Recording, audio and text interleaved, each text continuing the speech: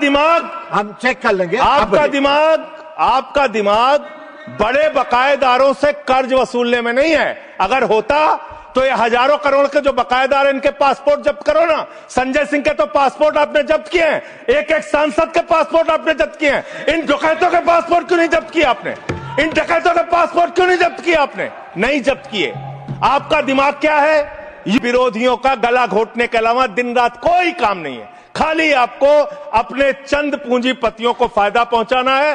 देश की जनता भाड़ में जाए, कोई मतलब नहीं आपको। नोटबंदी करके आपने देश की अर्थव्यवस्था को बर्बाद किया। आपने एक अपने पूंजीपति दोस्त को हिंदुस्तान की सारी संपत्ति देके देश को बर्बाद किया। आप सिर्फ देश को लूटने वाले लोग हो। सॉरी। धन्यवाद मान्यवर, आपने इस महत्वपूर्ण बिल पे मुझे अपनी बात कहने का मौका दिया। मान्यवर, ये बिल कुल मिलाकर है क्या? बड़े बकाए कर्जदारों को, जो बड़े बड़े कर्जा लेके बैठे हुए लोग हैं, उनको आप संरक्षण देने का काम इस बिल के माध्यम से कर रहे हैं। और मैं इसको इस रूप में भी कहूंगा कि बैंकों में आम आदमी का पैसा जमा है मान्यवर, किसान का, मजदूर का, कर्मचारी का लाखों करोड़ रुपए जमा रहता है। वो पैसा आप गरीब आदमी को नहीं देते, उनके रोजगार के लिए नहीं देते, एमएसएमई सेक्टर के लिए नहीं देते। वो पैसा उठा के आप अपने चंद पूंजीपति मित्रों को दे देते हैं। जिन मित्रों से आप पीछे से चंदा लेते हैं और धंधा देते हैं, उन मित्रों को आप पैसा दे देते हैं। और जब वो मित्र आपके डूब जाते हैं तो आप उनको बचाने के लिए ये बिल लेके आते हैं। तो कुल मिलाकर बैंक डकैती को लीगलाइज करने का यह बिल है। बैंकों पर जो डकैती हो रही है आपके दोस्तों के द्वारा, आपके मित्रों के द्वारा, उसको लीगलाइज करने का काम इस बिल के माध्यम से आप कर रहे हैं। आपका ध्यान इस देश की अर्थव्यवस्था को ठीक करने के लिए नहीं है मान्यवर। मैंने पूरी डिबेट सुनी लोकसभा की, खाली एक चीज बताई जा रही है, ये लोन पहले का है, ये लोन पहले का है, ये लोन पहले का है। लेकिन मैं आपसे पूछना चाहता हूं, जब आपकी सरकार बनी तो आप तो कह रहे थे हमारी 56 छुरी वाली सरकार है, हम एक एक आदमी से डंडा मार मार के वसूली करेंगे, सबसे पैसा लेंगे, कोई भागने नहीं पाएगा। लेकिन आपके राज में, मोदी जी के राज में 9,000 करोड़ रुपए लेके विजय माल्या भाग गया, 20,000 करोड़ रुपए के लेके नीरव मोदी, मेहुल चौकसी भाग गया, 6,000 करोड़ रुपए लेके नितिन संदेशरा भाग गया, 2,500 करोड़ रुपए लेके ललित मोदी भाग गया। ये बड़े बड़े जो हजारों करोड़ रुपए के लुटेरे थे, हिंदुस्तान से भगाया किसने इनको? आपने भगाया। ये गुनाह आपने किया। इसलिए आपको देश की अर्थव्यवस्था को ठीक करने का आपकी मंशा नहीं है। आपकी जो 56 छुरी वाली सरकार थी, उन्होंने तो इन लोगों को भगाने का काम किया, इन लोगों को निकालने का काम किया, सेफ पैसेज देने का काम किया।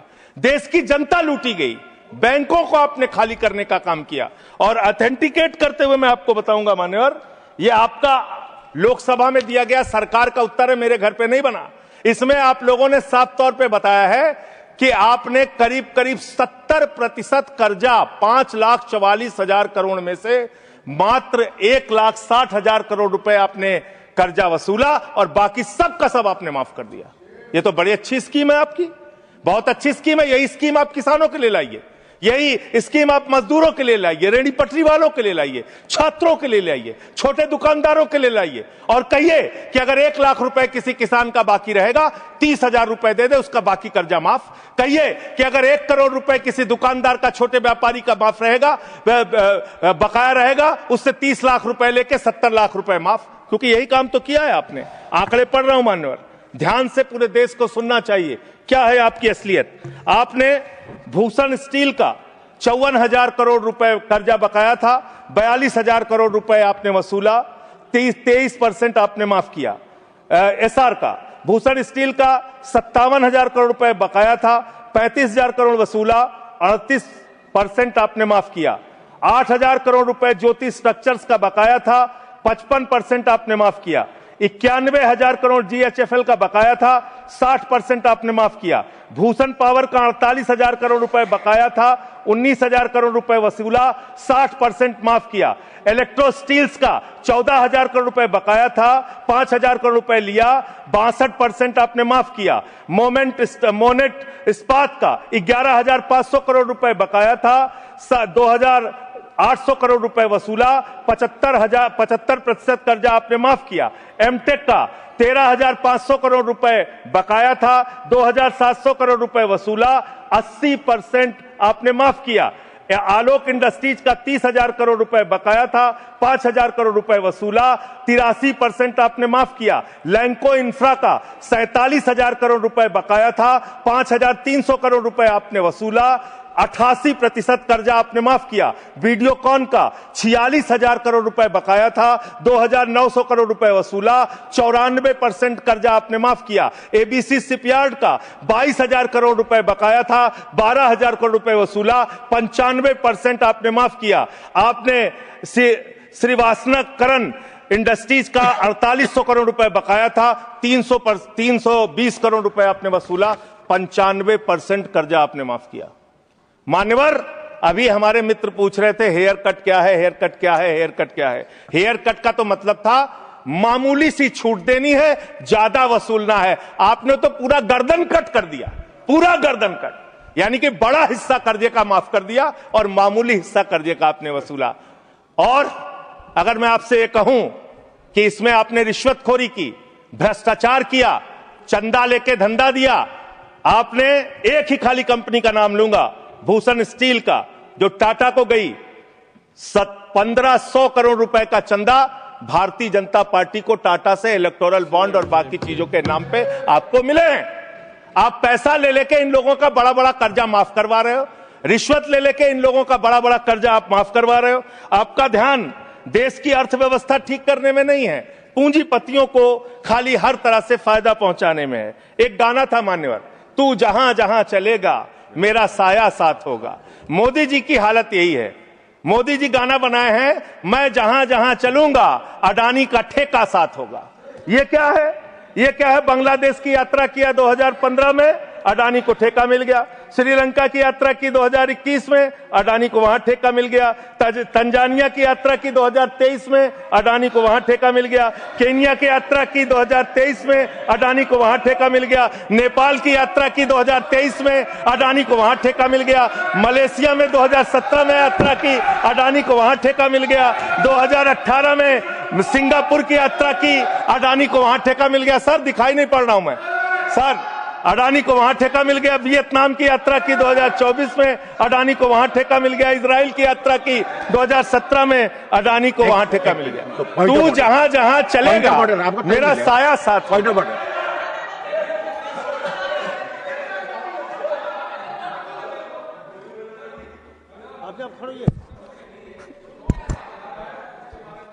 कोई भी रिलेवेंट नहीं है। ये जो इरेलेवेंट जो इन्होंने उसको भाषण से निकाला जाए सर, एक्सपंज किया जाए। कोई मत। दूसरी बात सर, इतना झूठ आंकड़ा दे रहे हैं, उसका कोई तथ्य दूर दूर तक नहीं है। रिकॉर्ड में चेंज करेंगे, हम रिकॉर्ड चेक कर लेंगे। हाँ बोलिए। अडानी का नाम सुनते ही इन लोगों को 440 वोल्ट का करंट क्यों लग जाता है? मुझे तो समझ में नहीं आता।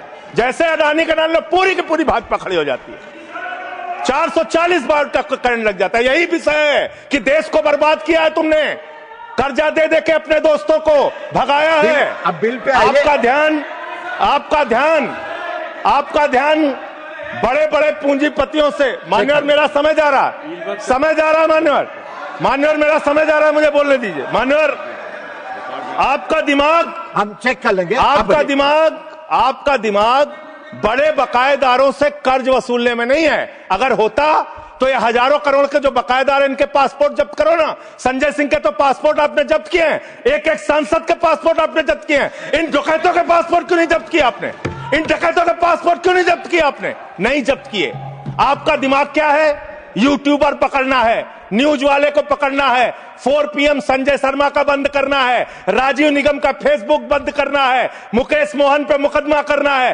खाली आपको अपने विरोधियों का गला घोटने के अलावा दिन रात कोई काम नहीं है। खाली आपको अपने चंद पूंजीपतियों को फायदा पहुंचाना है। देश की जनता भाड़ में जाए, कोई मतलब नहीं आपको। नोटबंदी करके आपने देश की अर्थव्यवस्था को बर्बाद किया। आपने एक अपने पूंजीपति दोस्त को हिंदुस्तान की सारी संपत्ति देके देश को बर्बाद किया। आप सिर्फ देश को लूटने वाले लोग हो। आप देश को लूटने का और भ्रष्टाचार करने का और उनसे चंदा लेकर धंधा देने का काम कर रहे हैं। मान्यवर, इस बिल का मैं पूरी तरीके से विरोध करता हूं। अंतिम बात कह के खत्म करूंगा। मान्यवर, एनसीएलटी की बड़ी चर्चा हुई। एनसीएलटी में मान्यवर 30, बस खत्म कर रहा हूं, सबको आपने ज्यादा टाइम दिया, मुझे भी एक आध मिनट दे दीजिए सर। एनसीएलटी में 30,000 केस पेंडिंग है सर, और 270 दिनों में एनसीएलटी को केस का निराकरण करना होता है। एनसीएलटी तो भ्रष्टाचार का गढ़ बन गया है। उनके पास ऊपर से फोन जाता है नेताओं का, इसका इतना माफ कर दो, उसका उतना माफ कर दो। ये अंतिम वाक्य चीफ जस्टिस का मैं बोल के अपनी बात खत्म करूंगा। 48,000 करोड़ रुपए अनिल अंबानी का बकाया था, 430 करोड़ रुपए में सेटलमेंट हो गया। तो सूर्यकांत जी चीफ जस्टिस जी ने कहा, उन्होंने कहा that the insolvency process had become mockery। ये भारत के मुख्य न्यायाधीश का बयान है इंसॉल्वेंसी के बारे में, जिस तरीके से आप लूटखोरी कर रहे हैं। बहुत बहुत धन्यवाद। श्रीमान Ayodhya Ramireddy Alla. Thank you sir.